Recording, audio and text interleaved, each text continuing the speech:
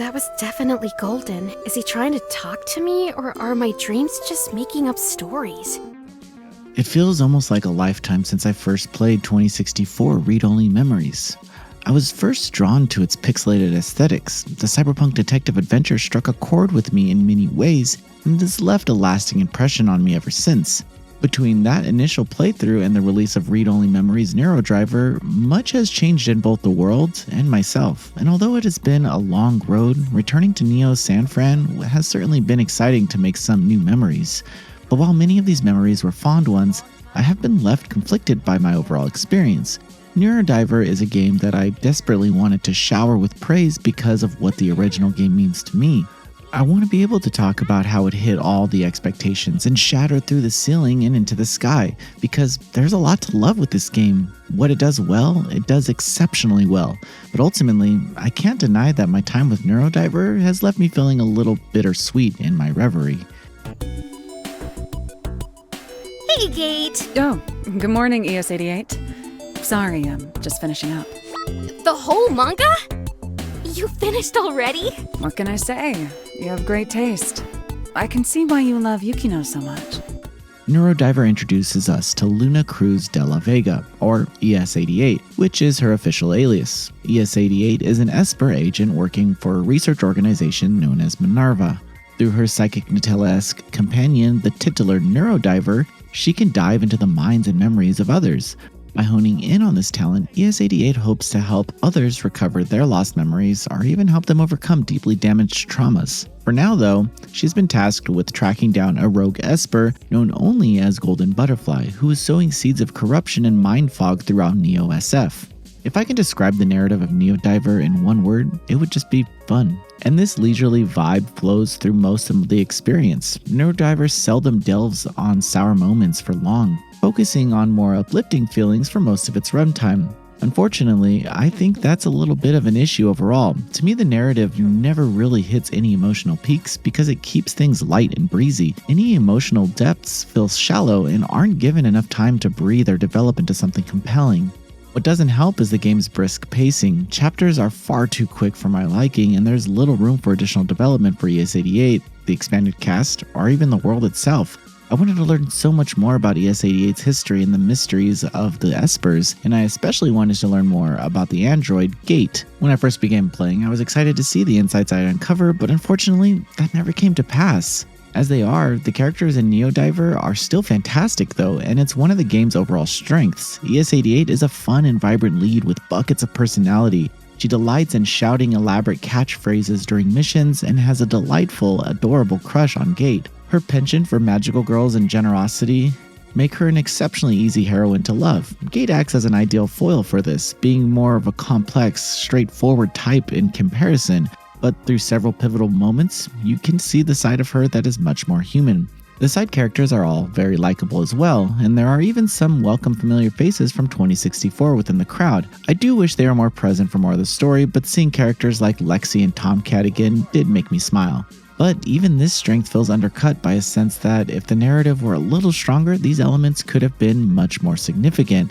There are some characters new to this game that I expected would be major players, but they just aren't given enough time to shine and left me wanting more.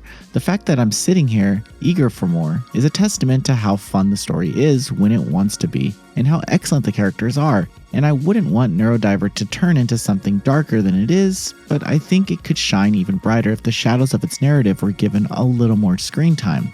The narrative will always be the key draw point for visual novels, but Neurodiver attempts to explore some interesting gameplay mechanics as well. Ultimately, it doesn't completely hit it out of the park in this regard either.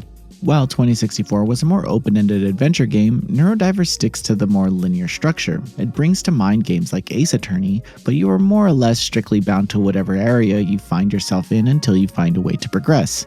I do miss the more exploration-heavy nature of 2064, but I can appreciate the need to keep things more focused. You are always where you need to be in this game, so there is never any moment where you're trying to figure out where you're supposed to go. The game begins when you use the Neurodiver to dive into the character's memories. Here, it would be best to clear corruptions within the mind by gathering environmental clues. Solving these puzzles doesn't feel incredibly well fleshed out though. There's only a tiny selection of corruptions per chapter, and the solutions are all somewhat vague. You're supposed to pick the objects in your inventory that correspond to the piece of memory you are trying to access, but it all just came across as incredibly nebulous to me. You also get very few items to work with, so it's not hard to guess your way through specific segments. It just fails to be mentally challenging or engaging, and there's little satisfaction in figuring out a solution. As a gameplay mechanic, I think it's a good concept, but I can imagine a world where it is used for some genuinely brain-scrambling puzzles. But here, it's just not exceptionally well executed. It isn't dull, it's simple enough to keep you engaged, and it isn't obnoxiously obtuse. Mechanically, it all works fine, and I could see a unique idea building in there somewhere. It just misses the mark for me. Pile on some frustrations with difficult to spot items in the environment, and it feels like more work could have been done to make the game design here genuinely a little more compelling. Things become more positive when you look at the game aesthetically. Vibrant designs and environments are everywhere you look, and the pixel art is exceptional to behold. Taking cues from Super Famicom and PC Engine games, they certainly give the game a retro flavor, but they're distinct and modern enough to stand out on a higher level. There's not a single boring looking screen, and they're all so filled with fun details to poke around and examine. When it's simply fun to take in the details of the world, you know a game is doing something right. In terms of the soundtrack, it also pays homage to older titles. It's a strong showing all around. The same can be said for the vocal talent. ES88 is a critical standout as you'd expect. Daisy Guevara does a fantastic job injecting her enthusiasm and boundless energy, as well as being stellar in moments where the story does choose to veer into strained territory.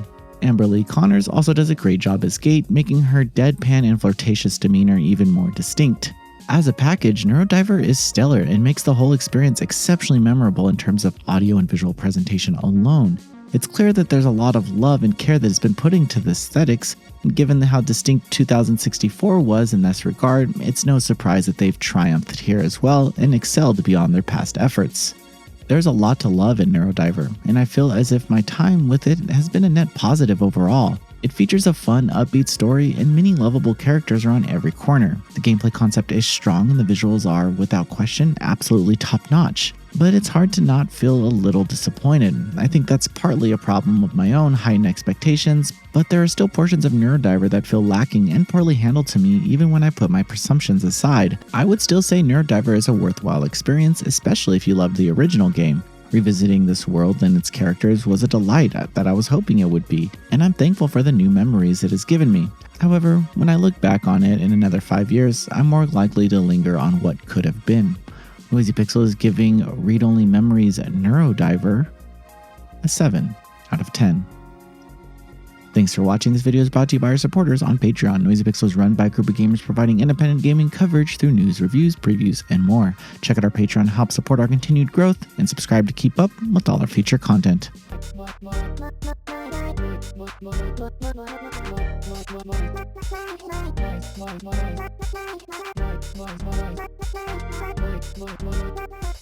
Noisy Pixel.